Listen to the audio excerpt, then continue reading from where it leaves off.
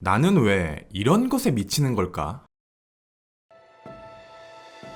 빌런입니다. 이번에 리뷰할 브랜드는 제니스, 모델은 데피 스카이 라인입니다. 구독자님들에게 제니스는 어떤 브랜드인가요? 지금 잘 나가는 이 근방의 브랜드들 롤렉스, 까르띠에, IWC, 브라이틀링, 오메가 위블루, 그랜드 세이코 이런 브랜드들과 비교해서는 어떤가요? 상대적으로 시계를 더 잘 만드는 브랜드인가요? 확실한 비교 우위를 가지고 있나요? 이 브랜드만이 줄 수 있는 특별한 매력이 존재하나요? 제가 이런 질문을 드리는 이유는 제니스가 앞서 말한 대중적인 럭셔리 브랜드 사이에 이름을 올리지 못하고 있다는 생각이 들기 때문입니다. 이상하죠? 제니스의 역사가 짧습니까?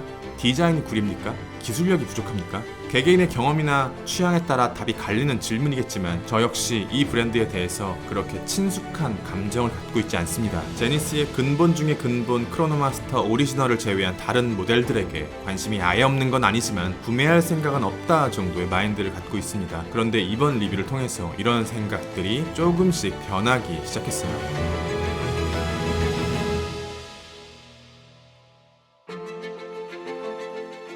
지금은 그렇지 않지만 많은 시계 브랜드 중에서 얘네들은 정말 디자인 못한다 라고 생각되던 브랜드가 딱 두 개 있었거든요. 하나가 인빅타,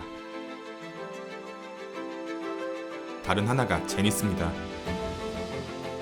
그런데 어느 순간부터 디자인의 기조가 확실히 세련되게 변하면서 데피, 크로노마스터 스포츠, 파일럿 이 순서로 하나씩 리뉴얼 되면서 이전의 제니스의 약점으로 평가받던 디자인이 이제는 장점이 되어가고 있습니다. 시계를 처음 선에 올렸을 때, 리뷰를 끝마쳤을 때, 그리고 시계와 같이 오랜 시간을 함께 했을 때 각각의 경험들이 비슷비슷한 경우도 있지만 다른 경우도 꽤 많거든요. 제가 이 시계와 긴 시간을 함께 해야만 알 수 있는 감각들은 전달해 드릴 수 없지만 리뷰 이전과 리뷰 이후의 느낌이 크게 다른 시계다 정도는 말씀드릴 수 있을 것 같아요. 정말 잘 만들었습니다. 정말 잘 만들었어요. 아무리 잘 만든 럭셔리 워치라 할지라도 어떻게 해서든 억지스러울 정도로 아쉬운 점, 단점들을 뽑아내려고 했었던 저의 노력들이 전부 실패로 돌아갔습니다. 사실 제니스의 데피는 크게 기대하던 모델은 아니었어요. 수많은 젠타 디자인의 후발주자 중에 하나로서 애호가들이 중요하게 생각하는 헤리티지도 많이 부족하고 제가 제니스라는 브랜드에 가지고 있는 일종의 거리감 그리고 최근에 급격하게 오른 리테일 그래서 미루다 이제서야 리뷰를 하게 되었는데 이 모델이 처음 세상에 공개가 되었을 때가 생각나요. 애호가들 사이에 이런 소문이 돌았었거든요. 지금 생각하면 조금 어이없긴 한데 IWC가 자신들의 인제니어 디자인의 판권을 제니스에게 팔았대. 그래서 나온 게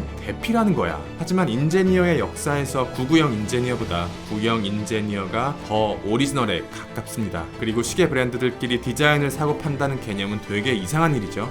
결국 신형 인제니어가 나오면서 이 루머는 루머로 끝나게 되었습니다. 41mm의 사이즈, 12mm의 두께, 러그트러그 46mm 러그는 의미가 없습니다. 구조상 제치 브레이슬릿이나 제치 스트랩을 제외하고 다른 것들은 사용이 불가능하게 디자인되었어요. 이 부분은 뒤에 다시 설명드리겠습니다. 무게 180g, 엘프리메로 3620 하이비트 무브먼트, 60시간의 파워 리저브, 0.1초 인디케이터, 10바, 100m 방수. 시계만 단독으로 보았을 때의 사이즈감은 동일한 젠타 베이스의 시계보다는 더 크게 느껴집니다. 대표적인 비교 증거인 IWC 인제니어보다 베젤이 얇게 빠져서 다이얼이 상대적으로 더 커 보이는데 그걸 커버하고자 초침을 서브 다이얼로 따로 빼놓았습니다. 이 0.1초 인디케이터가 없었다면 큰일 날 뻔했어요. 다이얼은 청색입니다. 산뜻한 청색의 색감 위에 가벼운 썬네일 그리고 그 썬네일을 인위적으로 끊어버리는 독특한 디자인. 최초의 젠타 오드마픽의 로야로크가 정립해놓은 정답을 따라가고 있습니다. 일종의 재해석이라고 봐야겠죠. 청판의 질감은 되게 매력적이에요. 너무 가볍지도 않고 너무 어둡지도 않아요. 수십 배 접사를 해서 자세히 들여다보거나 아주 강한 빛이 들어가지 않는 한 이 다이얼 위에 썬네일 브러싱이 입혀졌다는 사실을 눈치채기는 어렵습니다. 빛의 양과 방향에 따른 다이얼 색감의 변화를 보여드릴게요. 빛이 시계에 직접 닿지 못할 때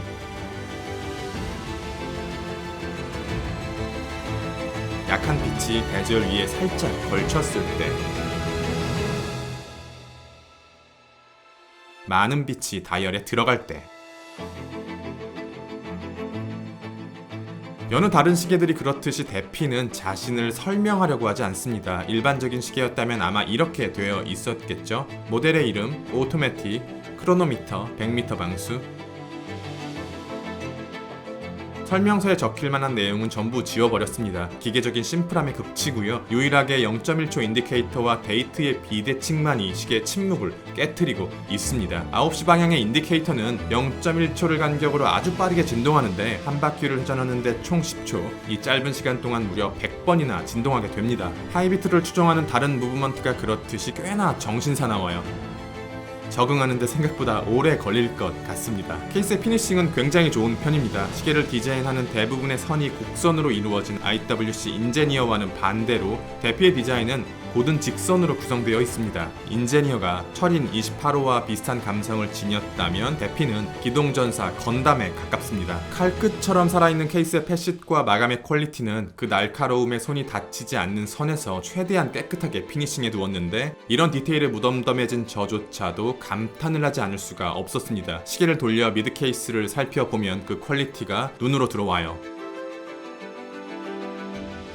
보통 젠타 디자인, 그러니까 케이스와 브레이슬릿이 연결된 인터그레이티드 케이스를 가진 시계들은 불편한 경우가 많습니다. 그런데 제니스가 이 시계에 무슨 짓을 해두었는지 모르겠지만 이상할 정도로 착용감이 좋았어요. 비슷한 스펙을 가진 IWC 인제니어는 되게 불편했거든요. 비교를 해서 보니까 이렇더라고요. 대피는 미드 케이스를 두껍게 뽑는 대신에 케이스백의 두께를 줄여서 착용감을 살렸고요. 반대로 인제니어는 케이스백의 두께를 늘리는 대신에 미드 케이스를 얇게 뽑아서 아름다움을 살렸습니다. 그리고 대피는 얇은 케이스백 덕분에 얇은 브레이슬릿의 시작점이 낮아 손목을 감싸기 용이하지만 인제니어는 두꺼운 브레이슬릿의 시작점이 높아서 손목 사이에 빈 공간이 생기게 됩니다. 이 공간은 무거운 시계 헤드를 흔들어요. 착용감이냐 아름다움이냐 두 브랜드의 추구하는 바가 조금 다른 것 같아요. 저는 17cm의 손목 둘레를 가지고 있고 손등이 되게 평평한 디자인으로 뽑혀 나왔습니다. 그런데 이 착용감이라는 건 손목 사이즈나 형태에 따라 사람마다 다를 가능성이 높다는 점을 말씀드립니다. 시계의 디자인이나 그것을 구현하는 퀄리티와 디테일은 아쉬운 점이 없습니다. 다만 개인적인 취향을 반영해 보자면 지금과 동일한 다이얼 밸런스에 인디케이터를 삭제한 뒤 38에서 39mm로 다운사이징, 두께를 11mm대 안쪽으로 뽑아주면서 무게를 150g대로 줄여준다면, 구체적으로 현재 스펙인 여기서 이 정도로 만들어준다면 평소 빈티지 시계를 좋아하는 애호가들의 취향도 맞춰줄 수 있을 것 같습니다. IWC의 신형 인제니어는 가격도 컨셉도 디자인도 비슷한 현실적인 경쟁자입니다. 젠타의 순혈이라는 헤리티지는 비교 불가 IWC의 압승이고요. 피니싱은 둘 다 훌륭해요. 고든 직선, 부드러운 곡선, 10비트, 8비트, 60시간의 파워 리저브, 120시간의 파워 리저브, 시스루백, 솔리드백. 착용감은 대피의 손을 들어주고 싶습니다. 무브먼트에도 제니스의 디자인 컨셉이 녹아 있습니다. 일반적인 럭셔리 워치가 지향하는 무브먼트의 피니싱은 이런 방식일 겁니다. 화려한 제네바 스트라이프, 깔끔한 베벨링, 골드 혹은 플래티넘 소재, 앵글라주, 페를라주, 매력적인 기호쉐나 인그레이빙. 그런데 제니스는 이런 전통적인 스위스 메이드 시계와는 정반대의 디자인 방향성을 가지고 있는 것 같아요. 뭐라고 해야 할까요? 되게 차갑죠? 마치 덜 지어진 콘크리트 건물을 연상시키는 잿빛 회색 색감을 베이스에 담백한 브러싱과 샌드블라스트, 이 두 가지 마감을 중점적으로 사용하면서 디자인의 형태와 깊이와 질감의 차이를 활용해서 기존 스위스 메이드가 보여줘왔던 것과는 확실히 다른 느낌을 주고 있습니다. 미적으로 아름답다라기보다는 기계적으로 절도 있다라고 표현하고 싶어요. 대피의 무브먼트는 60시간의 파워 리저브를 가진 엘프리메로 3620 하이비트 무브먼트입니다. 일반적으로 초침의 매우 빠른 움직임은 독특한 매력으로 다가오지만 높은 비트는 기어의 내부에 더 많은 부담을 주게 됩니다. 따라서 더 잦은 정비와 더 많은 비용을 부담해야 하는 단점이 있어요. 같은 조건일 경우 단기적으로는 더 높은 정확성을 보여주지만 장기적 신뢰성은 부족한 것으로 알고 있습니다. 하지만 시계는 99% 감성의 사치품이고 제니스 정도의 실력자라면 이런 단점들을 커버할 만한 기술력을 갖추고 있겠죠. 과거 크로노마스터 스포츠의 브레이슬릿 디자인과 퀄리티를 보고 경악했었던 기억이 납니다. 그때는 지금처럼 세게 말씀드리진 못했지만 이제서야 고해성사해요. 마이크로 브랜드 수준의 퀄리티도 안 되는 브레이슬릿이고 얘네들은 럭셔리 타이틀 떼고 저 아래로 내려가야 된다고 생각했습니다. 그런데 달라졌네요. 잘 만들었습니다. 디자인이야 훌륭하고 피니싱과 디테일, 펫이 다 좋은데요. 진짜 대단한 건 이게 아니에요. 제가 최근에 정말 중요시하는 사용자 경험, 이게 미쳤습니다. 브레이슬릿과 러버 스트랩의 교체 방식이 혁신적이에요. 케이스 뒤편의 푸시 버튼을 누르면 브레이슬릿이 빠지는 퀵 릴리즈 방식인데요. 보통 퀵 릴리즈 방식의 브레이슬릿을 교체하실 때 어떻게 하십니까? 이 푸시 버튼을 누르고 있어야 브레이슬릿이 탈착이 되고 또 누르고 있어야 결착이 되는 방식이지 않습니까? 놀랍게도 이 버튼은 원터치입니다. 한 번 누르면 브레이슬릿이 탈착이 돼요. 그리고 브레이슬릿을 결착할 때는 심지어 버튼을 누를 필요도 없습니다. 그냥 집어넣으면 완벽하게 들어맞아요. 게다가 탈착, 결착할 때의 느낌, 소리, 이런 감각적인 것들이 너무 좋아서 계속 넣었다 뺐다, 넣었다 뺐다, 넣었다 뺐다 하고 싶어져요. 정말 이해가 안 되네요. 이렇게 시계를 잘 만드는데 왜? 제니스에게는 설명할 수 없는 거리감이 남아있는 걸까요? 이 이유에 대해서는 구독자님들과 댓글로 소통해보고 싶습니다. 리뷰는 여기까지. 빌런이었습니다. 감사합니다.